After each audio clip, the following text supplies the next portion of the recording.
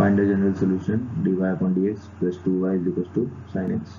Answer given equation is dy upon dx plus 2 sin y is equals to sin x. This is dy upon dx plus py is equals to q type, where p is equals to 2 and q is equals to sin x. Now the integrating factor is equals to e raised to integration of p dx is equals to e raised to integration of 2 dx is equals to e raised to 2x. Now the solution for the given differential equation is given by the relation y into integrating factor is equals to integration of q into integrating factor and dx plus c. So y e raised to integration of 2x is equals to integration of sin x into e raised to integration of 2x dx is equals to c plus c. So that I is equals to integration of sin x into e raised to 2x.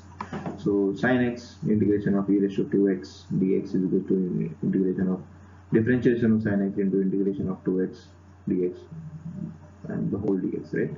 So integration I is equals to sin x e raised to 2x upon 2 minus differentiation will be cos x e raised to 2x, so integration will be 2x. So now we have one more thing to integrate, cos x e raised to 2x upon 2. So I sin x e raised to 2x upon 2 minus 1 upon 2 cos x e raised to 2x dx minus d differentiation of cos x integration of 2x dx.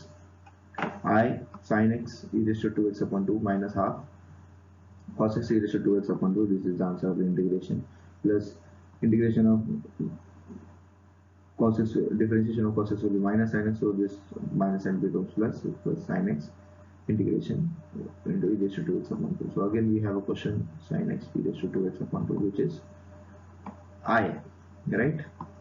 So we substitute this as I.